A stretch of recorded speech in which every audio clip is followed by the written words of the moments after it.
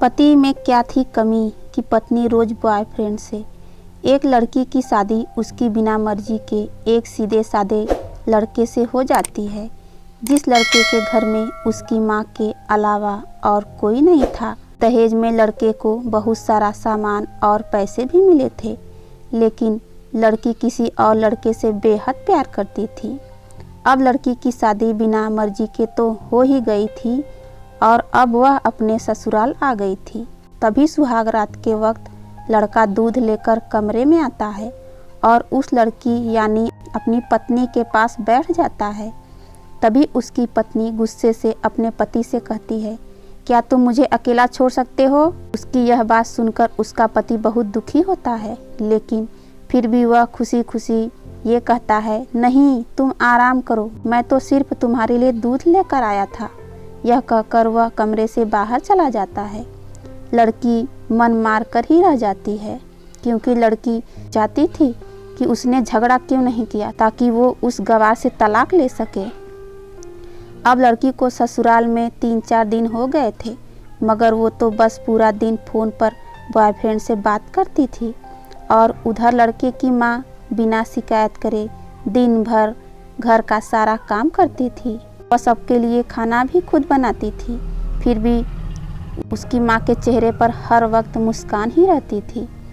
लड़का एक कंपनी में छोटी सी नौकरी करता था। वह बेहद ही ईमानदार और मेहनती था। सुबह अपने काम पर आता और शाम को थका हारा घर आता, मगर उसकी पत्नी उसे एक गिलास पानी तक नहीं पूछती थी। अब लड़के और लड़की की शादी को करीब 1 महीना हो गया था, मगर अब तक वह दोनों एक साथ कभी नहीं सोए थे। वैसे लड़का बहुत ही शांत स्वभाव का था, इसलिए वह अपनी पत्नी को कुछ भी नहीं कहता था। फिर भी वह अपनी पत्नी को खुद ही खाना लाकर देता था, मगर उसकी पत्नी उसके साथ बैठकर खाना कभी नहीं खाती थी। वह अपना खाना अपने घर में अलग बैठकर खाती है। लड़की को दहेज में एक स्कूटी मिली थी।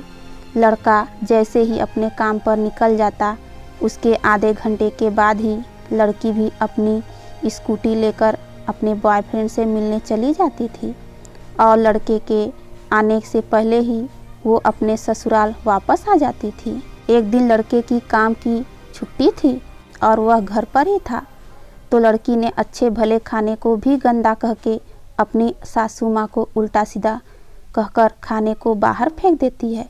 ये सब देखकर लड़के को बहुत गुस्सा आता है और वह गुस्से गुस्से में अपनी पत्नी पर हाथ उठा देता है, मगर उसकी माँ फिर भी अपने बेटे को ही डांटती है। इधर लड़की को झगड़े का एक बहाना चाहिए था, जो कि उसे आज मिल गया था।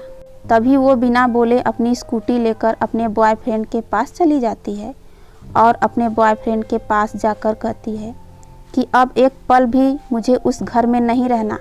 आज उस गवार ने मुझ पर हाथ उठाकर अच्छा नहीं किया। तभी उसका बॉयफ्रेंड कहता है, अरे तुमसे तो मैं कब से कहता हूँ कि तुम भाग चलो मेरे साथ कहीं दूर, मगर आजकल पे ही लगी रहती हो। तब लड़की कहती है कि शादी के दिन मैं तुम्हारे पास आई तो थी, तो तुमने ही तो वापस लौटाया था मुझे। बॉयफ्रेंड ने कहा, खाली हाथ हम दोनों कहाँ तक भागेंगे, तुम ही बोलो। मैंने तुमसे कहा था कि कुछ पैसे और गहने साथ ले लो, और तुम हो कि खाली हाथ ही मेरे पास आ गई थी। आखिर दूर एक नई जगह में ज़िंदगी की शुरुआत करने के लिए पैसे तो चाहिए ना। और हाँ, एक बात और, जब भी मैं तुम्हारे पास आता हूँ और तुम्हें छूना चाहता हूँ, तभी तुम्हारे नखरे हो जाते हैं और बस यही कहती रहती हो कि ये प्यार प्रेम शादी के बाद ही होगा।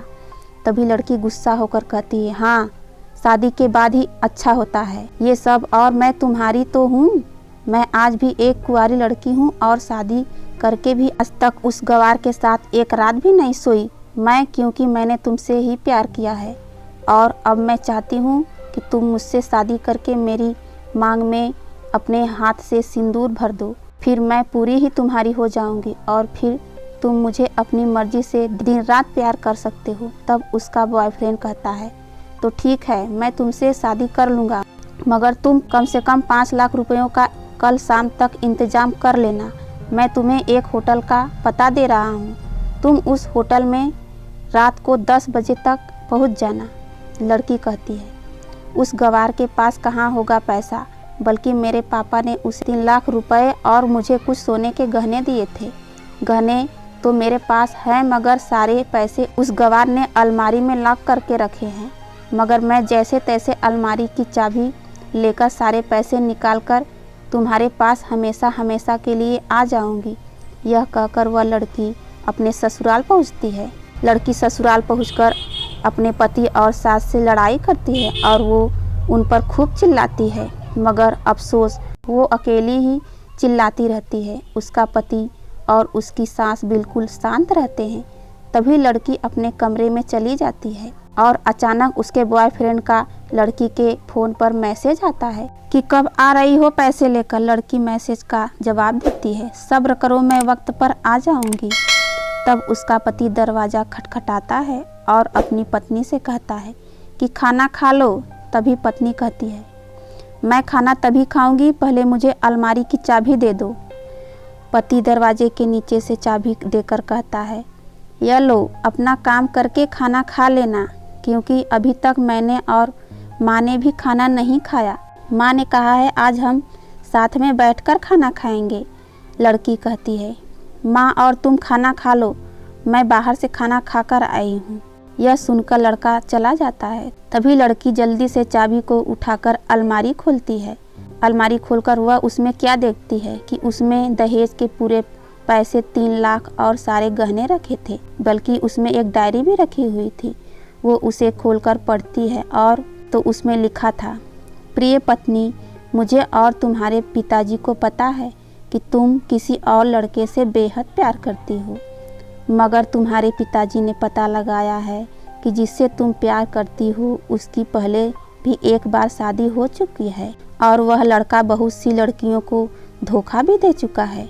पर आपके पिताजी आपको उस लड़के के बारे में कुछ भी ना बता सके, क्योंकि उन्हें पता था कि ये जो इश्क का नशा है वह हमेशा अपनों को गैरों को अपना बना देता है। इसलिए तुम्हारे पिताजी ने मेरे आगे हाथ जोड़कर ये कहा कि मेरी बेटी का हमेशा ख्याल रखना। एक बाप के मुंह से एक बेटी की कहानी सुनकर मेरे भी आंखों से आंसू आ गए और मुझे यकीन हो गया था एक अच्छा पति होने का सम्मान मुझे मिले या ना मिले, मगर एक दामाद होने का इज्जत मैं हमेशा पा सकता हूँ। और मुझे दहेज में मिले सारे पैसे और सोने के गहने मैंने तुम्हारी अलमारी में रख दिए हैं, क्योंकि दहेज के नाम से मुझे नफरत हो चुकी थी। इस दहेज के कारण ही मैंने अपनी बहन और पिता को खोया था और मेरे पिता के अंतिम शब्द भी यही थे कि किसी बेटी के बाप से कभी 1 रुपया भी दहेज ना लेना। और उस डायरी में यह भी लिखा था कि तुम मुझसे आज़ाद हो और तुम कहीं भी जा सकती हो। डायरी के बीच के पन्नों में तलाक के पेपर रखे हैं, जहां मैंने पहले ही अपने साइन कर दिए हैं। जब तुम्हें लगे कि अब इस गवार के साथ नहीं रहना, तब तुम भी इस तलाक के पेपर पर साइन करके अपने सारे पैसे और जेवर लेकर जा सकती हो। लड़की डायरी पढ़कर हैरान थी और परेशान भी थी। ना चाहते हुए भी उसके गवार पति के शब्दों ने उसके दिल को छू लिया था। अब वो ना चाहते हुए भी गवार पति के अनदेखे प्यार को वह महसूस करने लगी थी। वह फूट फूट कर रोने लगी। डायरी में आगे लिखा था कि मैंने तुम्हें इसलिए मारा क्योंकि आपने माँ को गाली दी, और जो बेटा खुद के आगे अपनी माँ को बेइज्जती होते सहन कर ले, फिर वह बेटा ही कैसा।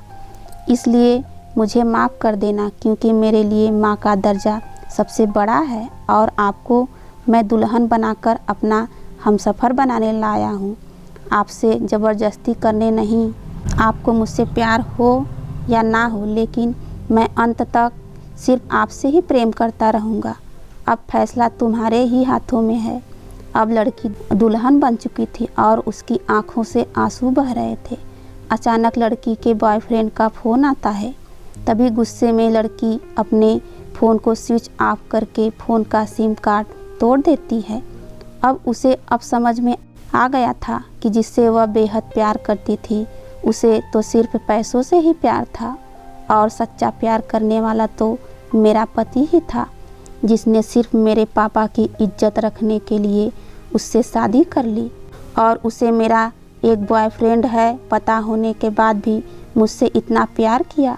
मैं अपने पति का प्यार क्यों नहीं समझ पाई। यह सब सोचकर वह रोती रही। फिर उसने रोते हुए अलमारी का सारा सामान जैसा था वैसा ही रखकर ना जाने कब सो गई।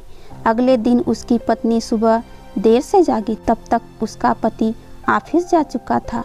तभी पहले नहा धोकर उसने साड़ी पहनी, फिर लंबा सा अपनी मांग में सिंदूर लगाया, जबकि पहले एक बिंदी जैसी साइड पर सिंदूर लगाती थी ताकि कोई लड़का ध्यान ना दे और किसी को ये पता भी न चल जाए कि वह एक शादीशुदा है। मगर आज तो 10 किलोमीटर से भी दिखाई दे ऐसी लंबी गाड़ी सिंदूर लगाई थी।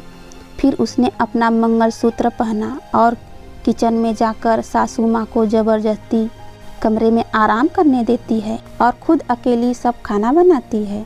सासू माँ को खाना खिलाती है और फिर अपने पति को फ़ोन करके ऑफिस का पता पूछती है। उसका पति उसको ऑफिस का पता देते हुए सोचता है कहीं उसकी पत्नी ने तलाक देने का फैसला तो नहीं कर लिया। मगर उसे कहाँ पता था कि वो अब सुधर गई है और उसे ही अपना पति मान चुकी है। इतने में ही उसकी पत्नी स्कूटी लेकर उसके ऑफिस खाना लेकर पहुंच जाती है। पत्नी को देखकर पति हैरान हो जाता है। तभी वह अपनी पत्नी से पूछता है, सब ठीक है ना? माँ ने तुमसे कुछ कह तो नहीं दिया? उसका पति सवाल पर सवाल पूछता जा रहा था। तभी अचानक पत्नी सबके सामने अपने पति के सीने से लिपट जाती है और उससे कहती है कि सब ठीक है मगर तुमसे कुछ कहना है। पति कहता है, हाँ कहो। तब पत्नी सबके सामने कहती है, आई लव यू मेरे प्यारे पति, आई लव यू। यह सुनकर ऑफिस के सभी लोग हैरान होकर खड़े हो जाते हैं और ज़ोर ज़ोर से तालियां बजाने लगते हैं। तब पत्नी सबके सामने अपने पति का हाथ पकड़ के कहती है कि अब 1 महीने तक मेरे पतिदेव ऑफिस में दिखाई नहीं देंगे। ऑफिस के सभी लोग पूछते हैं क्यों? तब लड़के की पत्नी कहती है, क्योंकि हम दोनों लंबी छुट्टी पर जा रहे हैं। पति पत्नी से कहता है, तुम्हें क्या हो गया है?